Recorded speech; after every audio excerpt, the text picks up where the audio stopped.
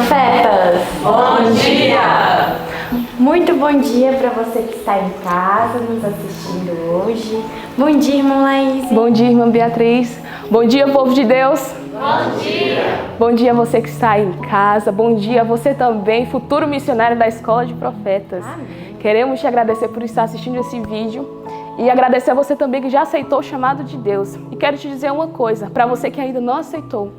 Deus, Ele chama todos para serem missionários e não apenas os que aceitam. Então tenha certeza que Deus está te chamando e você precisa aceitar.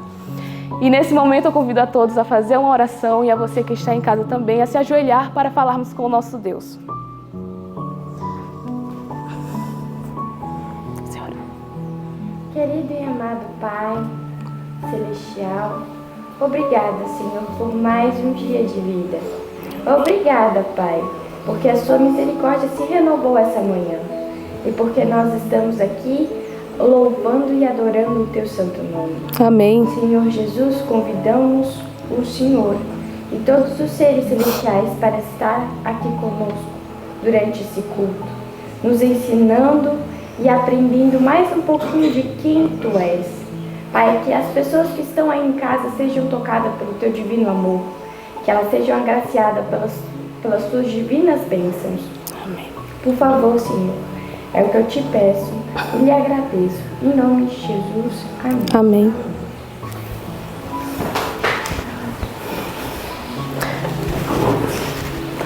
E nesse momento eu quero convidar a todos, e a você também que está em casa, a louvar o nosso Deus com o hino de número 226. É manhã no coração.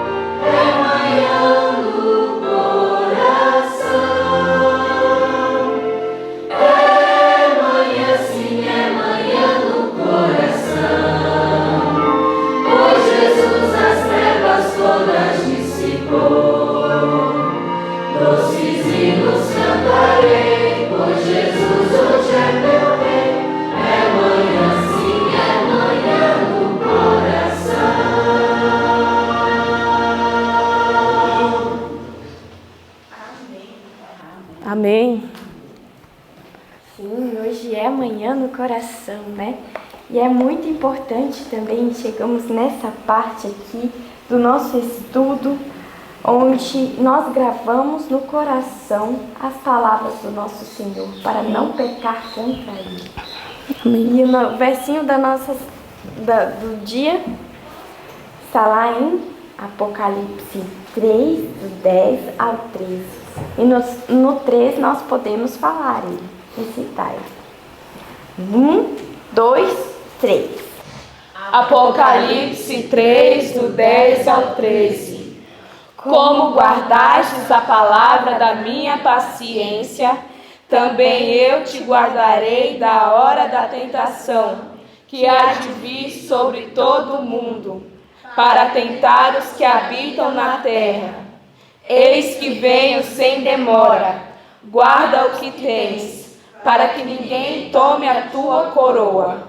A quem vencer, eu farei coluna no templo do meu Deus, e dele nunca sairá. E escreverei sobre ele o nome do meu Deus, e o nome da cidade do meu Deus, a nova Jerusalém, que desce do céu, do meu Deus, e também o meu novo nome. Quem tem ouvidos, ouça o que o Espírito diz às igrejas. Apocalipse 10, do 10 ao 13.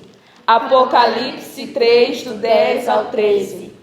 Como guardastes a palavra da minha paciência, também eu te guardarei da hora da tentação, que há de vir sobre todo o mundo, para tentar os que habitam na terra. Eis que venho sem demora, guarda o que tens, para que ninguém tome a tua coroa. A quem vencer, eu farei coluna no templo do meu Deus, e dele nunca sairá. E escreverei sobre ele o nome do meu Deus, e o nome da cidade do meu Deus, a nova Jerusalém, que desce do céu, do meu Deus, e também o meu novo nome. Quem tem ouvidos, ouça o que o Espírito diz às igrejas. Apocalipse 3, do 10 ao 13. Apocalipse 3, do 10 ao 13. Como guardaste a palavra da minha paciência, também eu te guardarei da hora da tentação, que há de vir sobre todo o mundo, para tentar os que habitam na terra. Eis que venho sem demora, guarda o que tens, para que ninguém tome a tua coroa. A quem vencer, eu farei coluna no templo do meu Deus, e dele nunca sairá. E escreverei sobre ele o nome do meu Deus, e o nome da cidade do meu Deus, a nova Jerusalém, que desce do céu, do meu Deus, e também o meu novo nome. Quem tem ouvidos, ouça o que o Espírito diz às igrejas. Apocalipse 3, do 10 ao 13. Amém. Bom dia! Bom dia! Nossa! Olha isso! Vocês estão felizes, é? Sim! Glória a Deus! E você aí de casa está feliz? Porque nós estamos bem animados. E estamos animados porque temos a palavra do Senhor. Você está aí com a sua Bíblia? Se você não está com ela, pegue ela agora. Vamos estudá-la, vamos abri-la, porque a bênção do Senhor está para ser derramada sobre nós. Então, abra aí a sua Bíblia, na carta que Paulo escreveu para Timóteo. Vamos ler a primeira carta que ele escreveu para Timóteo? Hoje nós estudamos capítulo 1, capítulo 2, capítulo 3. E do livro Atos dos Apóstolos, o capítulo 47, por título A Última Prisão. Nós estamos aí acompanhando a jornada do nosso apóstolo, amigo e irmão Paulo, né? E a gente vai criando um vínculo, né? E quando a gente vai lendo e vai percebendo que está chegando o finalzinho da vida dele, né? Vai dando aquele apertão, aquele, né? O coração começa a ficar apertado, né? Você fala, ai, Paulo vai morrer. Já morreu há tantos anos atrás, né? Mas a gente fica, ai, Paulo vai morrer.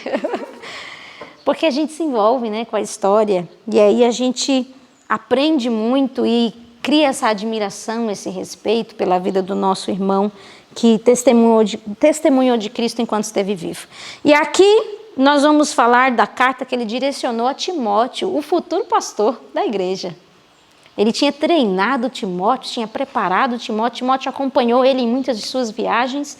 Agora ele estava direcionando uma carta a Timóteo, já dizendo as últimas palavras.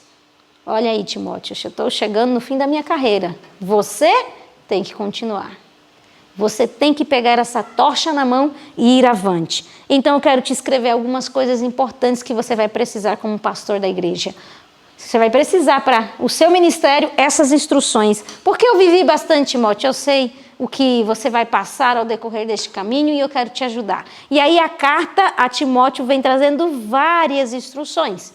Aqui no capítulo 1, você vai ver Paulo se colocando como o pai de Timóteo.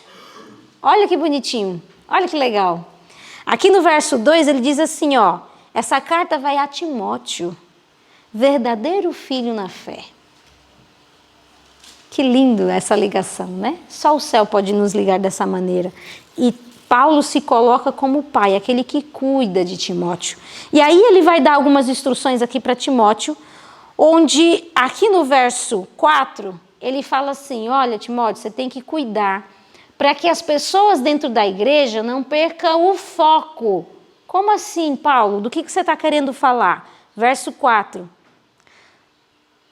Vamos ler verso 3. Quando eu estava de viagem rumo da Macedônia, te roguei que permanecesses ainda em Éfeso, para admoestares a certas pessoas, a fim de que não ensinem outra doutrina. Nem se ocupe com fábulas, genealogias sem fim, que antes promovem discussões do que o serviço de Deus na fé. Ele está dizendo, Timóteo, você tem que prestar atenção, vai existir gente dentro da igreja que vai trazer só pontos para discutir e causar divisão, mas não vai ajudar na obra de Deus. Ele diz que esses, tinha que ficar bem alerta com esses, para que não trouxesse para dentro da igreja o quê? Discussões e divisão. E isso faz com que a pessoa perca o foco. Qual é o foco que a igreja tem que estar? Pregar. O foco é missão, salvar pessoas e não ficar discutindo quem veio primeiro, né? O ovo ou a galinha. Em assuntos que só vai causar divisão. Não vai trazer nenhum bem. Só divisão e discussão. Paulo diz, não, cuida para que as pessoas não fiquem se ocupando com isso. Preguem, vão trabalhar. E aí ele continua dizendo assim no verso 5. Qual é a coisa que importa? É isso aqui, Timóteo. Ó, ora, o intuito da presente admoestação visa o amor que procede de um coração puro e de consciência boa e de fé sem hipocrisia. É para se preocupar com isso. A preocupação da igreja deve estar nisso, em buscar o amor, coração puro, consciência boa e fé sem hipocrisia. Nisso vocês têm que discutir, vocês têm que sentar, conversar, debater, ir atrás e buscar isso para a vida de vocês. E aí ele continua dizendo aqui para Timóteo a respeito do objetivo da lei.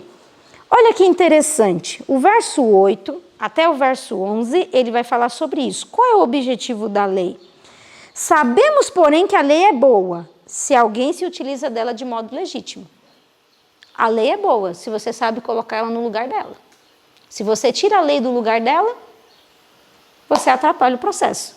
É ou não é? E aqui, no verso 9, ele diz, tendo em vista que não se promulga a lei para quem é justo, mas para transgressores e rebeldes, irreverentes e pecadores, ímpios e profanos, parricidas e matricidas, homicidas, impuros, sodomitas, raptadores de homens, mentirosos, perjuros e para tudo que se opõe a essa doutrina. A condenação da lei está contra quem? Contra os justos? Está contra quem? Quem transgride ela. Se você respeita as leis, você vai temer? Não, você vai temer o quê? A condenação para aqueles que estão transgredindo ela. E aí Paulo trabalha esse conceito e aí ele se apresenta como um exemplo. Olha que interessante. Ele está dizendo que a lei, a condenação da lei está sobre aqueles que transgridem. Mas ainda que esses estejam transgredindo, pode existir esperança de salvação para eles. Deus pode trazê-los de volta. Como é que eu sei disso? Porque Paulo apresenta o próprio testemunho dele. Ele fala, olha para mim, Timóteo, eu era insolente, eu era perseguidor da igreja, não tinha misericórdia, eu era ignorante, incrédulo. E aí ele diz assim, no verso 14, contudo, a graça do Senhor Deus transbordou e me alcançou. Consegue perceber? Aí no verso 15 ele diz, fiel é a palavra e digna de toda aceitação que Cristo Jesus veio ao mundo para salvar os pecadores, dos quais eu sou o principal. Quem tem consciência do que é, entende o valor da graça. Paulo, a gente leu a história dele, acompanhou a vida dele. Era um homem extraordinário. Você olha para ele e você fala, eu queria ser que nem esse homem. Transpirava a santidade. Mas ele fala, eu sou um dos maiores pecadores que existe. Ele reconhecia quem ele era. E era por isso que ele se fazia tão dependente da graça de Deus. Ele não arrotava a santidade. A preocupação de Paulo estava em reconhecer a sua necessidade de Deus. E aí ele fala para Timóteo, esse é seu dever, Timóteo. Combate, permanece firme. E ele termina esse capítulo 1 falando sobre isso. E no capítulo 2, agora ele vem exortando a oração. Perceba aí, abra aí a sua Bíblia em 1 Timóteo, capítulo 2, verso 1. Olha o que ele está dizendo. Antes de tudo, pois, exorto que se une à prática de súplicas, orações, intercessões, ações de graças e favor de todos os homens. Ele diz que é para fazer o que em favor de todos os homens? Suplicar, orar, pedir ao Senhor, clamar. É essa a posição. E aí ele fala no verso 2, em favor dos reis. Qual é o dever do cristão? Orar pela autoridade que está dirigindo a nação. Ainda que você não se agrade da autoridade que está lá. Tem que orar pela conversão. Se você vê que não segue os princípios, tem que orar pela conversão. Mas a nossa obrigação é orar pelas nossas autoridades. Para quê, Paulo? Paulo fala para quê? Olha isso daqui. Ore em favor dos reis, porque eles estão investidos de autoridade, para que vivamos vida tranquila e mansa. Ah, quer dizer que Paulo estava preocupado com a nossa vida, para que a gente vivesse tranquilo e manso, assim, bem de boa na lagoa? Era isso? Não. A vida tranquila e mansa é para que você possa ter liberdade de pregar o evangelho.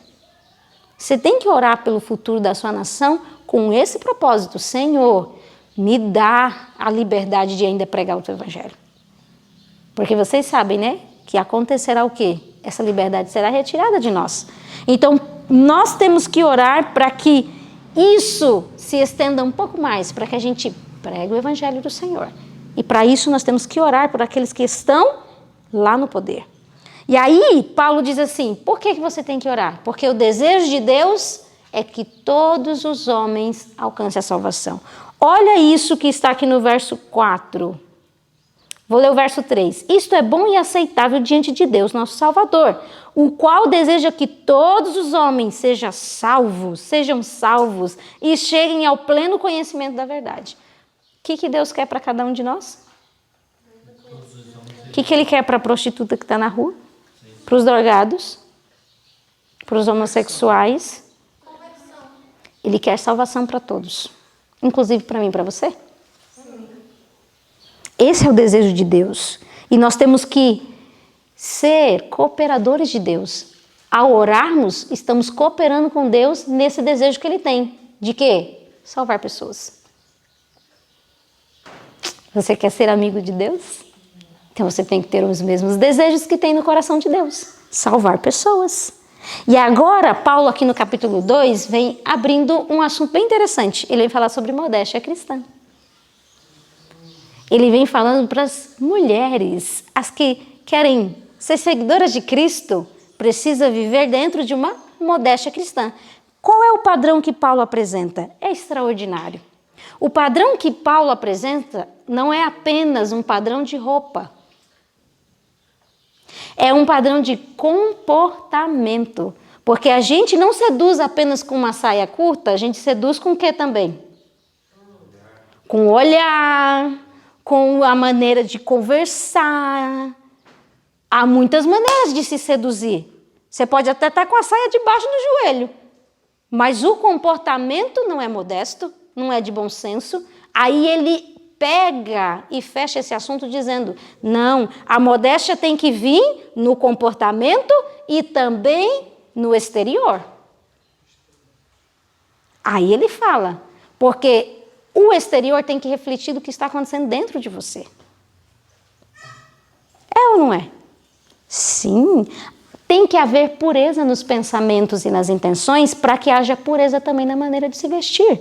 É isso que Paulo está falando aqui no capítulo 2. E aí, indo para o capítulo 3, para nós encerrarmos essa parte da Bíblia, ele vem trazendo quais são as qualificações de alguém que quer ser ministro de Deus, de alguém que quer ser um pastor, um líder da obra de Deus. Aí ele fala aqui que ser um pastor, ser um ministro, ser um líder da obra de Deus é uma excelente e nobre obra. E aí ele vem dizendo, para você fazer parte desta obra, Timóteo, você precisa ser irrepreensível. Quer dizer que você não aceita a repreensão de ninguém? Não é isso. É o seu comportamento, tem que ser irrepreensível. As pessoas têm que olhar para você e dizer, uau, que pessoa que tem um comportamento de uma conduta que não há o que repreender. Não é que a pessoa não aceite repreensão, ela é irrepreensível. Você não tem o que dizer dela, porque o comportamento dela é correto, justo. Esposo de uma só mulher, temperante, sóbrio, modesto, hospitaleiro. Olha, você precisa de todas essas qualificações para ser um líder na obra de Deus. Apto para ensinar, não dado ao vinho, não violento, porém cordato, inimigo de contendas e não avarento. Que governe bem a própria casa, criando os filhos sob disciplina, com todo respeito. Pois se alguém não sabe governar a própria casa, como cuidará da igreja de Deus?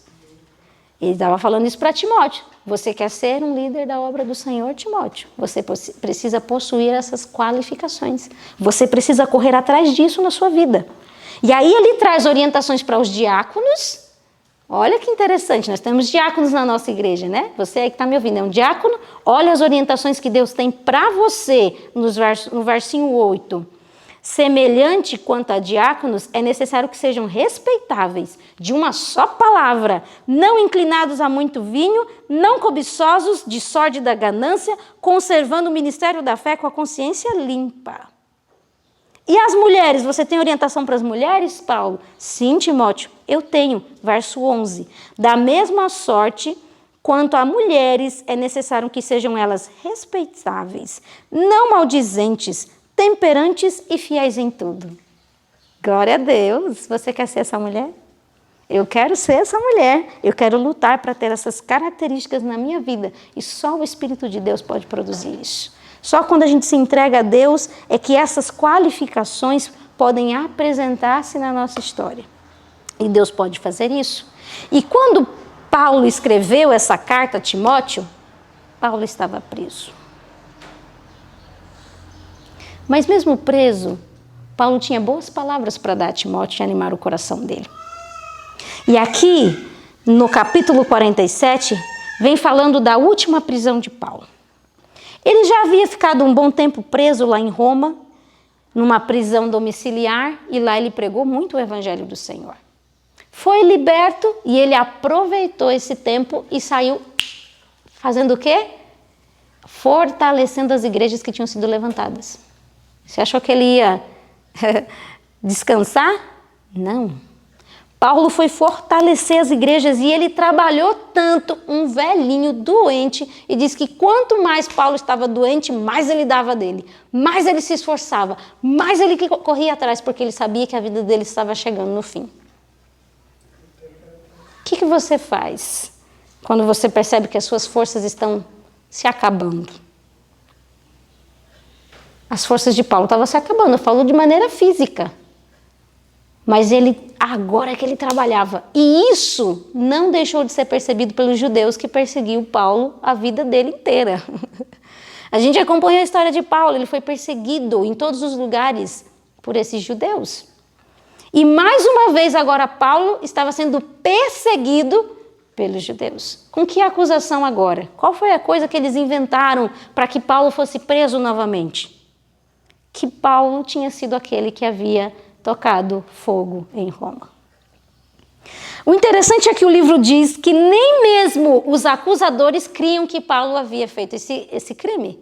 Era impossível que Paulo tivesse participado disso. Pela conduta que Paulo apresentava, impossível. Eles mesmos sabiam, porque eles inventaram a mentira, obviamente, mas ao levantar essa mentirosa acusação, Paulo foi o quê? Preso. Porque alguém tinha que ser cobaia. Alguém tinha que servir de cobaia. Agora deixa eu te perguntar, Paulo, velhinho, doente, agora tinha que enfrentar no final da vida, pensa comigo, ele trabalhou a vida inteira para Deus. No final da vida, você pensa que o certo seria o quê? Um descanso, né? Mas no final da vida de Paulo, o que Paulo estava enfrentando? Traição, perseguição, inveja. No final da vida de Paulo, ele estava enfrentando esse tipo de situação. Por quê? Sabe por quê? Eu vou explicar uma coisa muito importante para você que está aí de casa. O diabo só deixaria de perseguir a vida de Paulo se acontecesse duas coisas. Se Paulo desistisse ou se ele morresse. Porque Paulo não parava, ele pregava o evangelho, ele era zeloso. E muitas pessoas eram convertidas pelo ministério de Paulo. Onde ele passava, ele arrastava uma multidão de pessoas que queria seguir Jesus. O diabo queria acabar com a vida dele. O diabo só deixaria Paulo em paz se ele desistisse ou se ele morresse. Desistir ele não ia. Então, somente a morte. E era por isso que no final da vida de Paulo, ele estava passando por perseguição, por inveja, por traição, porque ele não parava de pregar o evangelho por nada. Sua vida está muito em paz? Você não tem sofrido os ataques do inimigo? Por que ele não está se importando com a sua história, com a sua vida? O diabo se importava muito com a vida de Paulo. E judiou dele o máximo que conseguiu para que ele parasse, mas nada fazia Paulo parar. E quando ele foi preso novamente, perceba que agora Paulo, ao longo da sua vida, várias pessoas o queriam seguir. E ele teve muitos que até queriam doar a própria vida junto com ele naquela prisão. Só que foi nesse momento tão difícil da vida de Paulo que muitos o abandonou. Foi nesse momento que ele até chegou a escrever isso para Tito, que ele enfrentou a deserção, a traição de muitos que o haviam acompanhado na sua trajetória de ministro do Senhor. Olha o parágrafo que diz: os poucos amigos que haviam compartilhado dos trabalhos do apóstolo passaram então a abandoná-lo. Alguns por deserção, outros em missão a várias igrejas. Fígelo e Hermógenes foram os primeiros a sair. Então Demas, desanimado pelas densas nuvens de dificuldades e perigos, abandonou o perseguido apóstolo. No momento que Paulo mais precisou, não havia amigos terrestres. O único que ficou, Lucas. Deixa eu te dizer uma coisa. Você precisa continuar. Você não pode, pelo louvor ou aplauso, se iludir. Porque vai haver momentos na sua trajetória que haverão muitas pessoas te apoiando, uma multidão te louvando e te... Você não pode se iludir por isso. Mas você também não pode parar quando houver traição e deserção. Você tem que continuar, foi isso que Paulo fez. Ainda que traído, ainda que muitos o abandonaram, ele permaneceu, ele continuou naquilo que ele tinha que fazer, ele não desistiu. E quando a pessoa toma essa atitude, o céu pode honrar. Porque foi neste momento tão difícil que Deus enviou a Paulo uma pessoa muito especial, com um nome bem bonito. Onesíforo. Olha aí, Paulinha vai ter um filho, né? Quem sabe ela se agrade desse nome. Onesíforo. Bonitinho? Não? Ele era um Éfeso. Ele era da cidade de Éfeso, desculpa. Ele era um efésio, né? Como é que fala, professor? Éfeso. Éfeso é a cidade. Ele era de Éfeso, pronto. Ele era da cidade de Éfeso. E ele buscou saber onde é que estava Paulo. E ao descobrir que Paulo estava preso, o que ele fez? Ele ajudou Paulo nesse momento mais difícil. Olha o parágrafo que diz: nesse tempo de provação, o coração de Paulo encontrou alegria nas frequentes visitas de Onesíforo.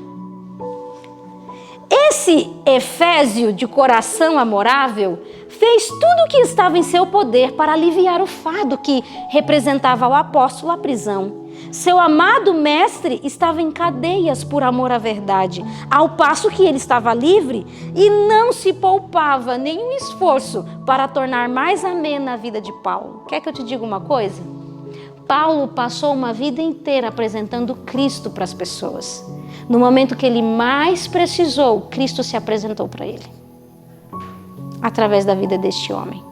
E ele olhava para o rosto de Onesíforo e via o semblante de Cristo, porque só alguém cheio de Cristo visitaria um velhinho numa cadeia. Só alguém cheio de Cristo não se importaria com a sua própria reputação em estar associado com um presidiário. Só alguém cheio de Cristo. E Deus se apresentou para Paulo na sua maior necessidade através da vida desse grande homem, um servo de Deus. Deus cuida da gente. Se você permanecer fiel, se você for imbatível, e isso que eu estou falando não provém de você, é o Espírito Santo que te dá, o céu honra a sua fidelidade. O céu se manifesta para te fortalecer e dizer, continua. Era isso que Deus estava dizendo para Paulo. Paulo, continua. E aqui no final deste capítulo, nós vemos o parágrafo que começa: o desejo de amor e simpatia é implantado no coração pelo próprio Deus. Cristo, na hora de sua agonia no Getsemane, ansiou pela simpatia de seus discípulos. E Paulo, embora aparentemente indiferente às durezas e sofrimento, almejou a simpatia e companheirismo. Nós olhamos para Paulo e falamos, nossa, Paulo é imbatível. Sim, mas ele também sentia necessidade de apoio humano. A visita de Onesíforo, testificando de sua fidelidade num tempo de solidão e abandono, levou alegria àquele que tinha gasto sua vida no trabalho para outros. Ele trabalhou por tanta gente. Agora alguém estava trabalhando por ele. Alguém estava alegrando o coração dele. Você tem que estar pronto para ser amado, mas também para ser odiado. Você tem que estar pronto para falar para multidões e estar no meio das multidões, mas também aprender a viver em solidão. Porque você passará por isso ao longo da sua história e da sua vida.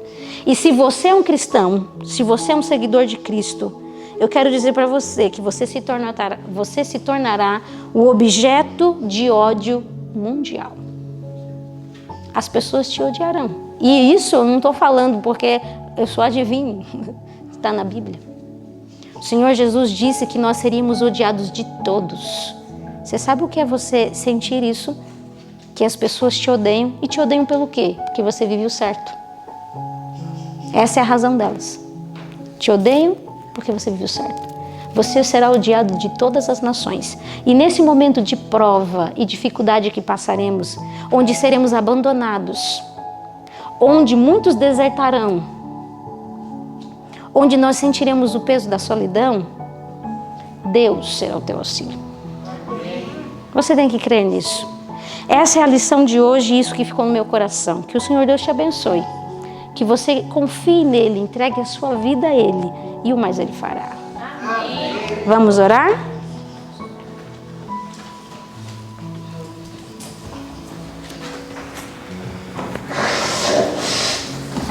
Querido Deus e bom Pai, queremos agradecer pelo testemunho deixado, Senhor, através da vida de Paulo.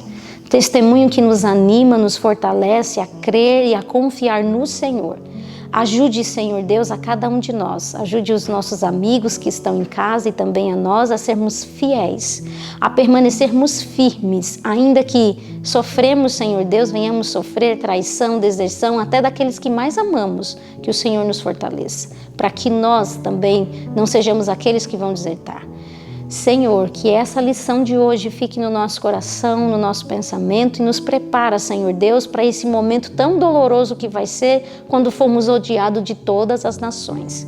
Ajuda-nos, ó Pai, a nos agarrarmos em Ti e confiarmos no Senhor. Em nome de Jesus, amém. Muito bem, foi muito bom estar com você, foi uma alegria para o nosso coração. E eu espero que as palavras do Senhor fiquem aí guardadas dentro de você. Um bom dia.